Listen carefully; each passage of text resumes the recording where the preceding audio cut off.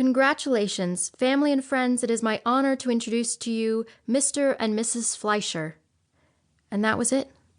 The rings were exchanged, the kisses were given, the husband eternally intertwined with the wife. A new chapter began for the happy couple, Conrad and Elizabeth Fleischer, who both now bore the unfortunate last name of Butcher in German. Perhaps the name, though, was apt, thought Elizabeth, as she butchered her relationship with her last husband, and Conrad was a butcher of people, criminals, to be more precise.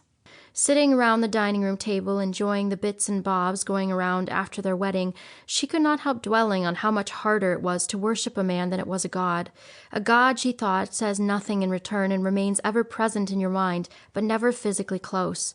A man is a fleeting creature who gets as physically close to you as possible and then leaves, whether it is to work, play, or abandon ship. Exactly 3 years ago, Elizabeth woke up one morning in her house to find that her love had gone. The rooms were bereft of his things, and she figured he had discovered her inventory of male things. Boxers, kissing pictures, promise rings, just stuff belonging to dead times and might as well be dead people. Still, he was not her first. It appeared that life was too long, according to Elizabeth. If Romeo and Juliet had lived longer rather than died with their pure love, then they probably would have ended up in divorce court. Life was long enough to fall in and out of love, to be overwhelmed with new love, only to fall out of love within the same season. Living was all about movement and change, and certainly nothing in her life stayed static. Needless to say, Elizabeth had a cynical view of love by the time her first husband got away in the summer, which gave her the entire gloomy winter to think about what was next for her. She often fell upon bad news when people could be the most mobile. The warmer months were real times of change, not the new year. She always felt apprehensive around June, July, and August for that reason. People moved, picked up, left, switched, carried on during those months, but all she wanted was stability. Elizabeth, with her black hair and blacker eyes against her ghostly skin, wanted a hole to crawl in and never leave again. The term homebody was made for her. When she slept in her bed at night, the only way she could fall asleep was curled up into a tiny skeletal ball, just big enough to fill the hole she wished to hibernate in. She had dreams about one day living in a castle, which gave her enough unique spaces to hide in, but they were all completely under her control. The area she was left in had plenty of Queen Anne-styled houses that were built in the late 19th into the early 20th century in America. However, her next romantic prey was not seen living in such a lovely house.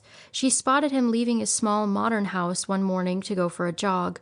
Elizabeth was walking on her way to work when she spotted him closing his front gate. It had black spikes as high as a 6-foot-tall man, much like himself. They were imposing, and the front of the gate bore his surname, Fleischer. At the time, she never knew the meaning of his last name. All that drew her in was this handsome man with his brown hair and browner eyes, and his frightening gait. She turned around once more after she had passed him on the sidewalk and glanced at the muscles working underneath his tanned flesh. They moved underneath like pulleys in a factory. In her agitation, Elizabeth desired to catch this new man and became determined to keep him at all costs. Their wedding came shortly thereafter, and today was meant to be the happiest day of her life. Again.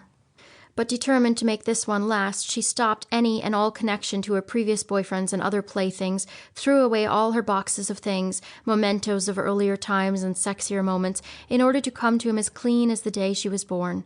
In this day and age, it was not difficult to wash yourself clean of past wrongdoings. All a person had to do was audit their paper trails and digital accounts for any and all moments of ecstasy, for nothing made a person more jealous than a stranger who is only seeing a part of the whole.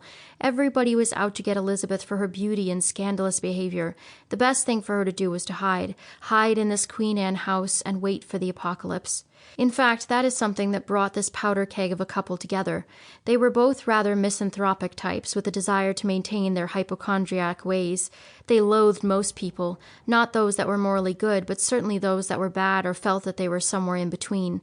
In the Fleischers' utopia, everyone would behave toward each other with the utmost respect and formality. Etiquette would be taught in all schools, and children would be treated like little adults in many ways. The only violence to break out was when someone violated another man's rights. The justice would come in swiftly and all peace restored. Otherwise, to each his own, and money was earned with an honest day's worth of work. Society would run on civility and honesty, with little help needed from the courts, the police, or the military.